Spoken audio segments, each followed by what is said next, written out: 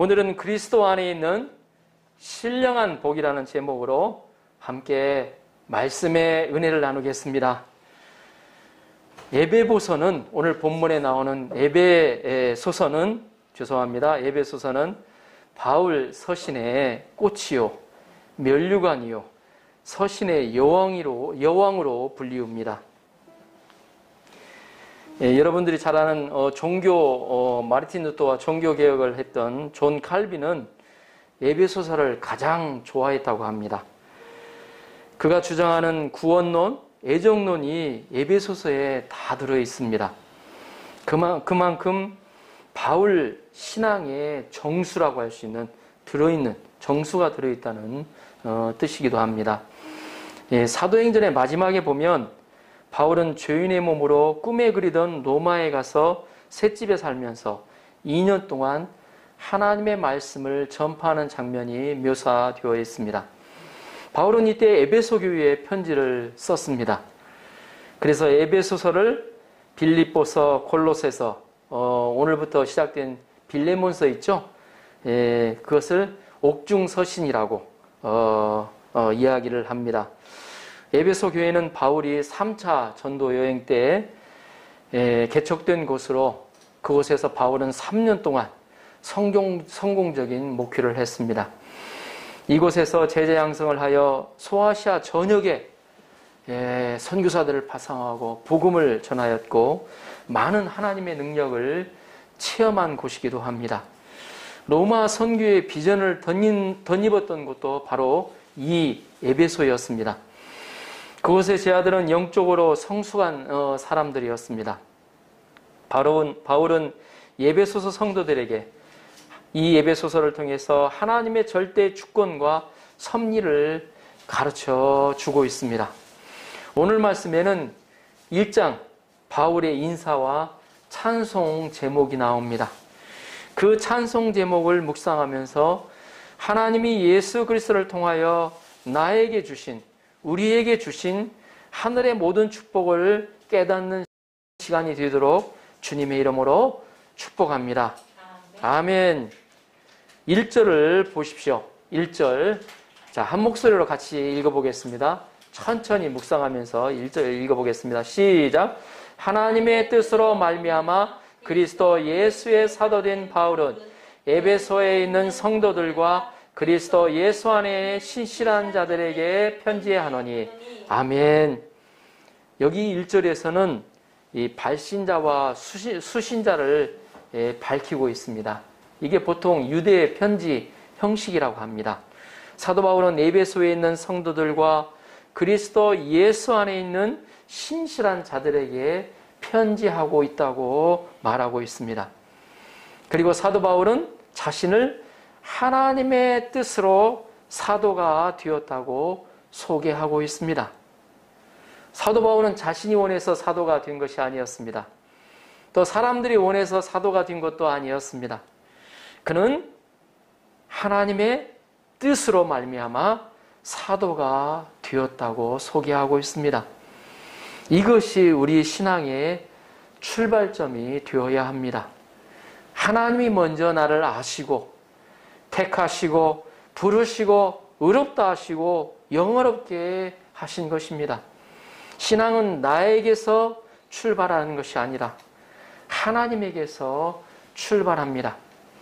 그리고 그 신앙의 여정은 내 중심이 아니고 하나님 중심이 되어야 합니다. 그것이 바로 인본주의로 살지 않고 하나님 중심으로 사는 지혜입니다. 내가 주님을 찾아온 것이 아니라 주님이 나를 먼저 찾아오셨습니다. 내가 먼저 주님을 사랑한 것이 아니고 주님이 먼저 나를 사랑하셨습니다. 이것이 사도 바울의 신앙입니다. 그리고 바울은 자신을 그리스도 예수의 사도라고 소개하고 있습니다.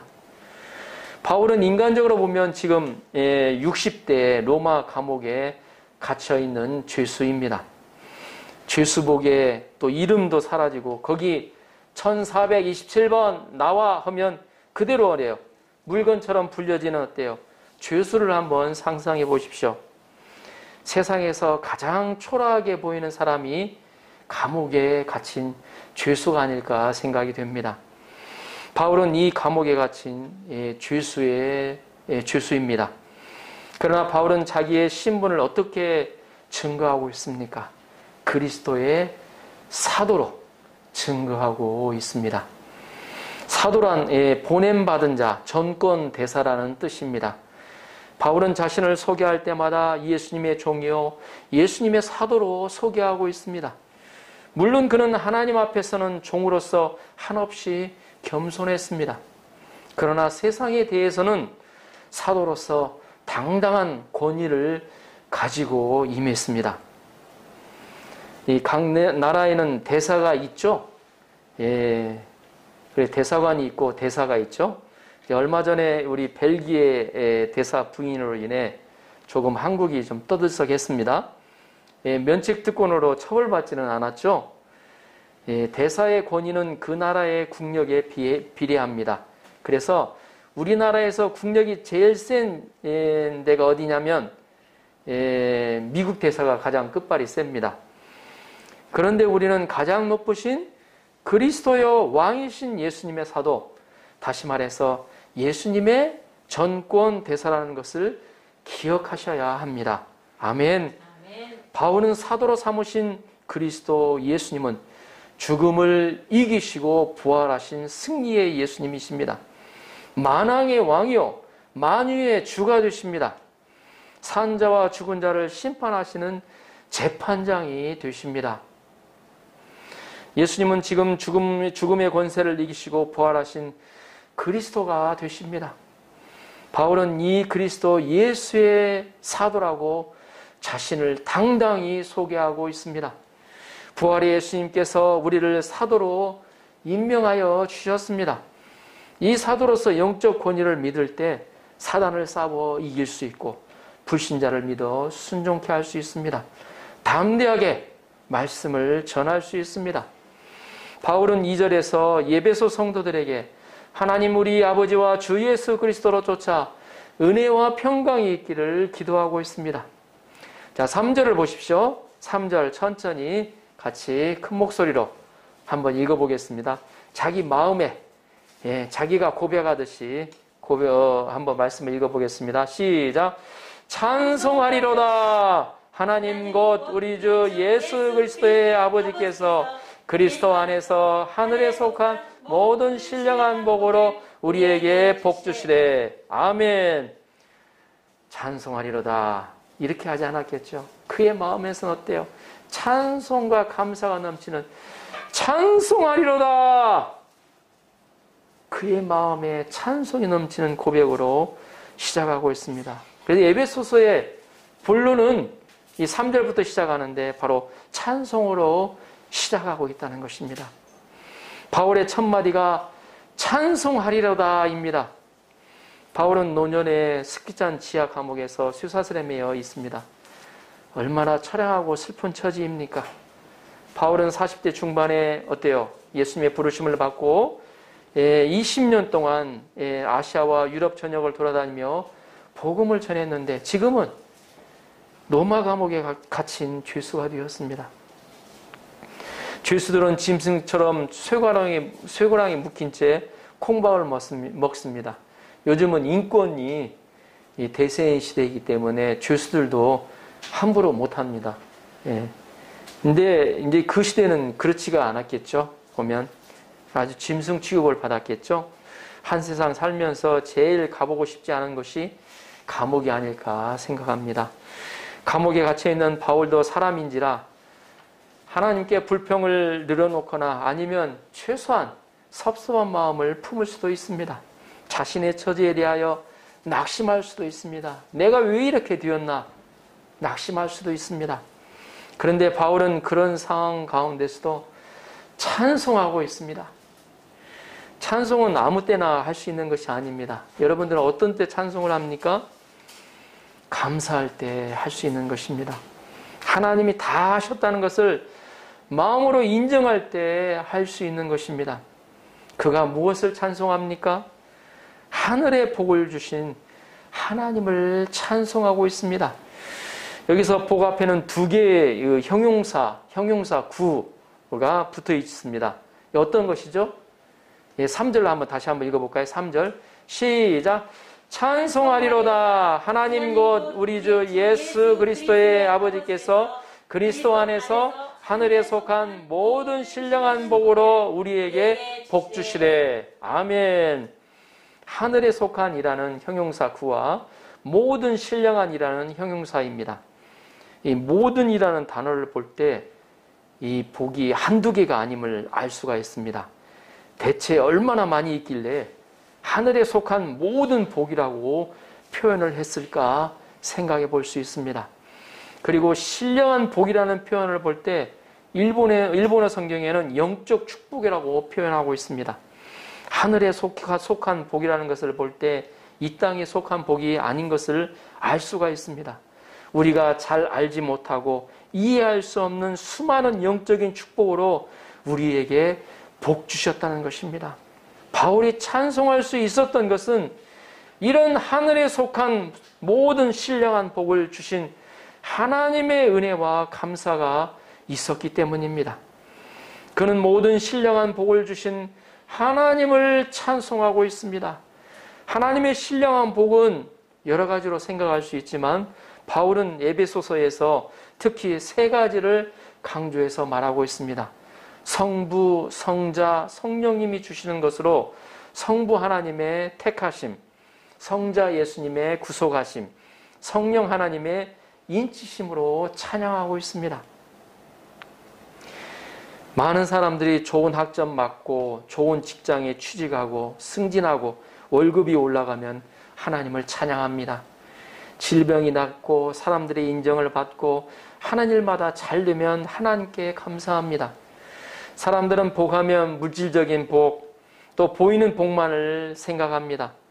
이 땅에서 부귀영화를 누리며 떵떵거리며 사는 것만을 생각합니다. 그러나 진정한 축복은 물질적인 데서 나오는 것이 아닙니다. 진정한 축복은 정신적이고 영적인 데서 나옵니다. 어떤 사람은 물질적인 축복을 하나도 받지 않았지만 눈물을 흘리며 하나님께 감사합니다. 뇌성마비로 어렸을 때부터 장애를 가지고 살면서도 하나님을 찬양하는 수많은 시로 쓴 송명의 시인을 기억할 것입니다. 어떤 사람은 물질적 혜택을 많이 축복을 받았지만 감사가 없습니다. 하나님으로부터 영적인 은혜, 축복을 받은 사람은 물질이 있든지 없든지 또 잘 나가든지 잘 나가지 않든지 상관없이 감사와 찬양이 가득합니다. 그것이 신령한 축복입니다. 사도 바울이 그렇습니다. 그는 지하 감옥에 있었지만 영적 축복을 인하여 하나님을 찬양하고 있습니다. 기쁨의 옥중, 같은 옥중 서신 중에서도 빌립보서를 보면 알 수가 있습니다. 그는 어때요? 주 안에서 기뻐하라. 내가 다시 말하노니 기뻐하라. 그의 기쁨이 차고 넘쳐서 빌립보서 성도들에게 기뻐하라고 그 기쁨을 강조를 하고 있습니다.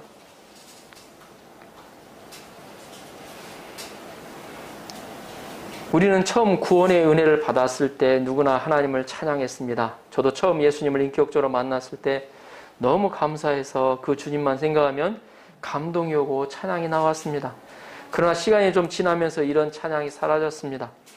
저는 오늘 말씀을 준비하며 이런 감사와 찬양이 많이 잊어버렸구나 하는 것을 주님 앞에 회개하게 되었습니다. 찬양은 하나님의 신령한 은혜를 받고 누리는 자만이 할 수가 있습니다. 찬양은 신앙의 척도입니다. 그 사람이 어느 정도 신앙이 건전한가 하는가 보면 어느 정도 찬송을 잘하는가를 알 수가 있습니다. 기도가 살아있고 말씀이 살아있는 사람만이 하나님을 찬양할 수가 있습니다. 성령 충만한 사람은 저절로 찬송이 나옵니다. 코로나로 인해서 힘든 시기를 보내는 저와 여러분들 안에 하나님의 은혜에 대한 감동을 주셔서 찬송이 넘쳐나도록 기도합니다. 아멘. 사도 바울이 하나님께서 주신 신령한 복으로 인하여 찬송하고 있습니다. 그는 신령한 복을 느꼈습니다. 그동안 수많은 신령한 복을 경험했습니다. 신령한 복은 예수 그리스도의 아버지께서, 하나님께서 주신 것입니다. 그러면 신령한 복은 무엇입니까? 신령한 복은 이 세상의 복이 아닙니다. 사도 바울은 그리스도 안에서 하늘에 속한 신령한 복을 주셨다고 말하고 있습니다. 자, 여기서 볼 때 신령한 복의 첫째 특징은 예수 그리스도 안에 있는 것입니다. 예, 여러분 잘 기억하십시오. 예수 그리스도 안에 있지를 않으면 하나님이 축복을 주지를 않습니다. 이 세상에 많은 것을 다 가졌을지라도, 권력과 명예와 부를 가졌을지라도 예수 그리스도 안에 없으면 그 사람은 하나님의 축복을 받을 수가 없습니다. 그러나 이 세상에 아무것도 없는 사람일지라도, 많은 것을 인생에서 잃어버린 사람일지라도 예수 그리스도 안에 있는 사람이라면 하나님의 축복이 그 삶 가운데 임하게 됩니다. 그리스도 예수님을 믿을 때 하나님께서 주시는 것입니다. 오늘 1장 14절까지의 본문에서도 그리스도 안에서라는 말이 7번이나 반복되어 나옵니다. 자, 14절 안에 7번 반복되어 나옵니다. 그건 그리스도 안에서, 우리에게 하늘에 속한 신령한 복은 그리스도 안에서 주어진다는 것을 강조하고 있는 것입니다. 둘째 특징은 하늘에 속한 것이라는 것입니다. 에베소서에서는 하늘이라는 단어가 많이 나옵니다. 하늘은 크게 하나님을 의미합니다. 신령한 복은 하나님이 주시는 복입니다. 여러분들은 어떤 것을 복으로 생각하십니까? 오래 사는 것도 복입니다. 장수의 복이죠. 좋은 학점을 받고 승진하는 것도 복입니다. 세상에서 형통하게 살 수 있는 것도 복입니다. 그러나 나쁜 세상에서 형통하게 사는 것은 좀 문제가 있습니다. 학생들은 올레이 학점을 위해서 기도하고 있습니다. 그러나 컨닝을 해서 올레이를 맞으면 그것은 축복이 아니라 저주라는 것을 생각하셔야 됩니다. 우리가 부자가 되는 것은 축복입니다. 그러나 뇌물을 받든지 부동산 투기를 해서 부자가 되는 것은 절대 축복이 아닙니다. 우리가 예수 그리스도 안에서 하나님을 통하여 받는 복이 진정으로 신령한 복임을 믿습니다. 아멘. 하나님이 드러나는 복이 신령한 복입니다. 우리는 이러한 신령한 복을 주시고 경험하게 하신 하나님을 찬송해야 합니다. 우리에게 하나님을 알게 하시고 예수님을 통해 죄사함을 받게 하시고 영생을 주시며 성령의 충만함을 주신 하나님을 찬송해야 합니다. 다음 4절에서 12절에서 사도 바울은 신령한 복을 구체적으로 설명하고 있습니다. 4절에서 12절 좀 길어서 오늘은 첫 번째 그 복에 대해서만 생각하고 두 번째, 세 번째는 다음 주에 같이 묵상해 보도록 하겠습니다. 사도 바울은 신령한 복으로서 택하심, 구속, 인치심을 말하고 있습니다. 오늘은 하나님의 택하심에 대해서만 생각해 보고자 합니다. 4절을 보십시오. 4절 시작. 곧 창세전에 그리스도 안에서 우리를 택하사 우리로 사랑 안에서 그 앞에 거룩하고 흠이 없게 하시려고. 아멘. 바울이 말한 신령한 복의 첫 번째는 하나님의 택하신 축복이라는 것입니다. 하나님이 주신 가장 큰 축복은 택하심입니다. 택하심은 에베소서와 성경 전체의 핵심적인 진리입니다. 먼저 생각해 볼 점은 하나님께서 우리를 무조건 은혜로 택하셨다는 것입니다. 요한복음 15장 16절에서는 다음과 같이 말씀하고 있습니다. 너희가 나를 택한 것이 아니요 내가 너희를 택하여 세웠나니. 아멘. 내가 선택한 것이 아니라 하나님이 나를 택하셨다는 것입니다. 그렇습니다. 택하심은 전적으로 하나님의 자신의 뜻과 은혜의 결과입니다. 내가 잘나서 똑똑해서 잘생겨서 많은 사람들 가운데 선택한 것이 아닙니다. 만민 중에 아브라함을 선택하셨듯이 나를 선택하신 것입니다. 하나님이 세계 만민 가운데 우리를 부르셨습니다. 하나님이 우리를 무조건 사랑하기로 결심하신 것입니다. 이것이 하나님의 선택이요 부르심이요 사랑입니다. 내가 예수님을 믿게 된 것은 내가 깨닫든 못하든 하나님이 나를 택하셨기 때문인 것을 믿습니다. 내가 이렇게 열심을 갖게 되고 하나님을 사랑하게 되고 예배에 나오게 된 것도 하나님께서 택하셨기 때문입니다. 예수님을 향하여 우리의 삶을 헌신하고자 하는 마음을 갖게 된 것도 하나님이 주신 것입니다. 이는 참으로 놀라운 말씀입니다. 그런데 이 택하심은 임기응변적으로 이루어진 것이 아닌 것을 기억하셔야 됩니다. 2000년 전에 만들어진 이야기도 아닙니다. 이 택하심은 이 지구가 생기기 전부터, 천지가 창조되기 전부터 세워진 하나님의 계획이라는 것입니다. 만물이 창조되기 전에 택하셨습니다. 와, 우리 머리로는 상상할 수 없는, 이해할 수 없는 거잖아요. 놀라운 말씀입니다. 우리는 그리스도 안에서 선택된, 택하심을 받은 자들입니다. 아멘. 우리 옆에 있는 분들하고 한번 같이 한번 인사 내려볼까요? 우리는 그리스도 안에서 택함 받은 자들입니다. 우리는 그리스도 안에서 택함 받은 자들입니다. 아멘. 예수님을 그리스도 믿는 자들은 선택된, 택함 받은 사람들입니다. 하나님은 우리를 그리스도를 믿는 믿음 안에서 창세전에 택하셨습니다. 우리는 그것을 생명의 신비에서도 생각해 볼 수가 있습니다. 그 많은, 여기는 성교육을 다 받으신 분이기 때문에 그 많은 난자의 주기와 그 많은 정자 속에서 왜 하필이면 내가 태어났을까요? 그렇게 많이 피임을 하는데 왜 내가 태어났을까요? 그것은 바로 하나님의 뜻입니다. 하나님의 섭리예요. 이 진리가 평상시는 잘 어때요? 이해가 되지 않습니다. 영접되지가 않습니다. 예수님 믿을 때는 내 힘으로 믿는 것 같습니다. 그러나 의롭다 하심을 받은 것을 깨달은 날, 내가 값없이 의롭다 하심을 받은 날을 깨달은 날, 모두가 하나님의 선택이고 부르심이고 예정이었음을, 하나님의 택하신 은혜있음을 깨닫게 됩니다. 우리의 신앙이 성숙해 갈 때, 성숙하면 성숙할수록 이 하나님의 선택이 깨달아지게 됩니다. 택하심이 깨달아지게 됩니다. 우리가 의롭다함을 받은 후에 하나님의 주권편에서 과거를 보면 모든 것이 다 달라 보입니다.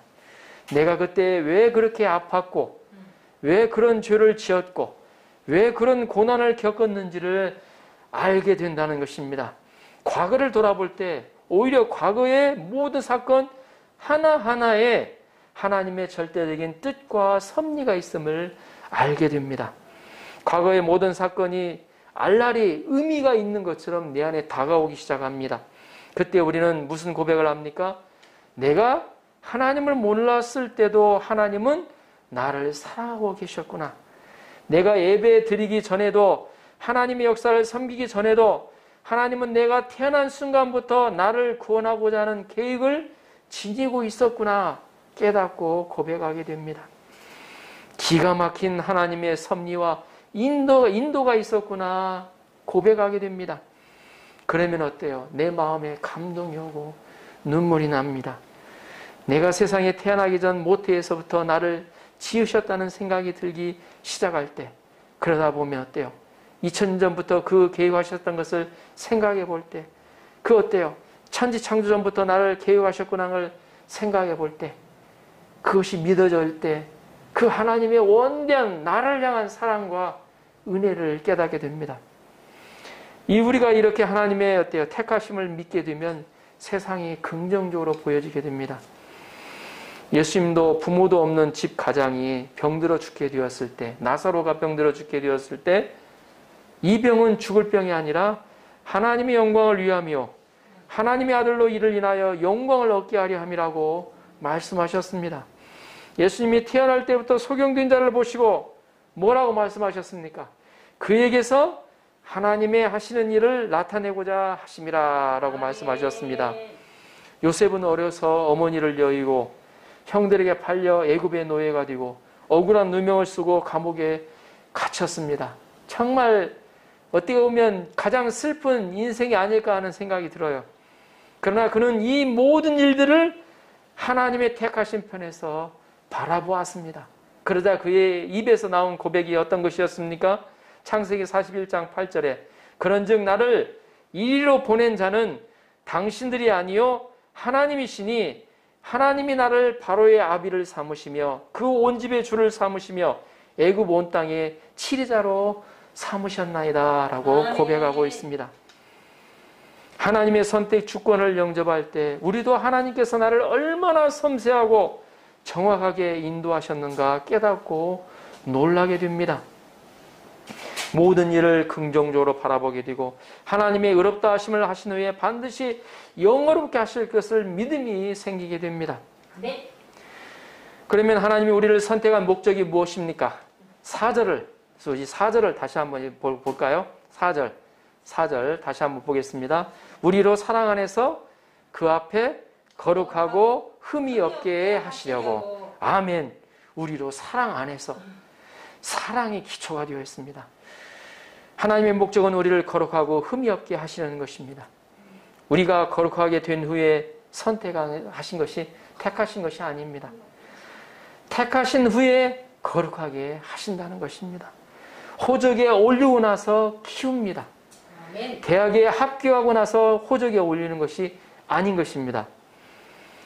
거룩은 적극적인 하나님의 목적이요 흠이 없는 것은 소극적인 목적입니다. 우리는 누구나 다 흠을 가지고 있습니다. 인생을 살다 보면 누구나 흠이 생겨요. 상처가 많이 납니다. 누구나 수치스러운 부분이 있습니다. 땅에 묻고 싶은 부분이 있습니다. 그 인생만 딱 빼가지고 땅에다 묻고 싶은 마음이 들 때가 있습니다. 인생을 다시 시작해보고 싶을 때도 있습니다. 그러나 하나님께서 사람을 완전히 거룩하고 흠이 없게 만들어 주십니다.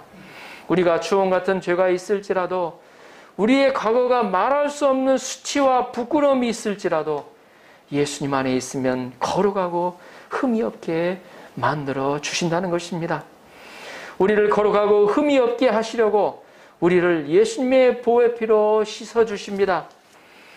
거룩은 하나님의 성품입니다. 고난을 주사 우리를 훈련하시고 단련하십니다. 우리가 거룩한 자로 변화하게 도와주십니다. 흠이 없는 자로 변화하게 인도하십니다. 그래서 예수 그리스도와 하나님의 증인이 되게 하십니다. 그러면 하나님께서 우리를 선택하신 동기가 무엇입니까? 4절에서는 사랑 안에서라고 했고 5절에서는 그의 기쁘신 뜻대로라고 했습니다. 하나님이 우리를 선택하신 것은 전적인 사랑 때문입니다. 그것뿐입니다. 어머니가 자녀를 사랑합니다. 왜 사랑하는지 물어보십시오. 그것은 설명할 길이 없습니다. 그냥 사랑스럽습니다.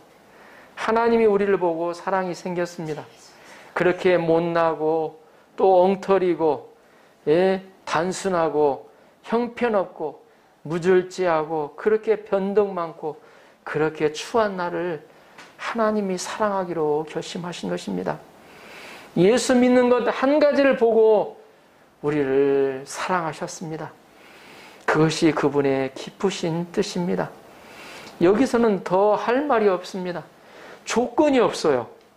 그래서 나를 하나님의 자식으로 초청해 주셨습니다. 초대해 주실 뿐만 아니라 호적을 바꾸어 주시고 양아들 삼아 주셨습니다.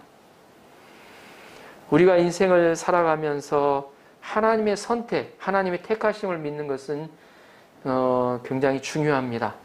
만약 내가 나의 인생을 결정하고 미래를 선택하고 결과에 대해서 내가 책임을 진다고 생각을 해보면 얼마나 무섭고 두렵습니까? 또 한 번뿐인 인생인데요. 나의 선택에 의해서 천국과 지옥이 결정된다면 얼마나 두렵습니까? 공부를 잘해야 되고 잘해야 자녀가 되고 착한 일을 많이 해야 자녀가 된다면 두려워 떨 수밖에 없습니다. 항상 불안한 삶을 살 수밖에 없습니다. 그러나 하나님은 나를 불러주시고 나를 택하시고 조건 없이 사랑하시고 나의 삶을 인도해 주십니다. 우리는 단지 그를 믿고 순종하면 됩니다.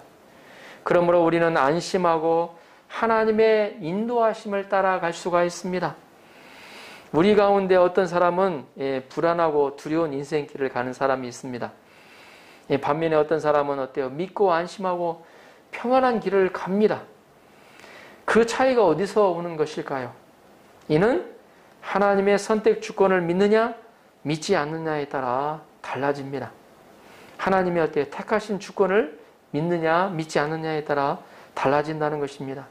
우리가 하나님이 어때요? 택하신 주권을 믿고 하나님께 인생을 맡겨 보십시오. 그분의 인도하심을 따라가 보십시오. 하나님은 저와 여러분들에게 놀라운 계획을 갖고 계십니다. 하나님은 우리를 푸른 초장 쉴만한 물가로 인도해 주실 것입니다. 하나님 나라로 우리를 인도해 주십니다. 우리는 다윗처럼 고백할 수 있습니다. 여호와는 나의 목자시니 내게 부족함이 없으리로다. 아멘. 우리 모두 하나님의 선택을 믿는 가운데 우리는 하나님의 은혜로 주시는 영광을 찬미해야 합니다. 우리 모두 하나님의 은혜를 소리 높여 찬양하기를 기도합니다. 아멘. 아멘.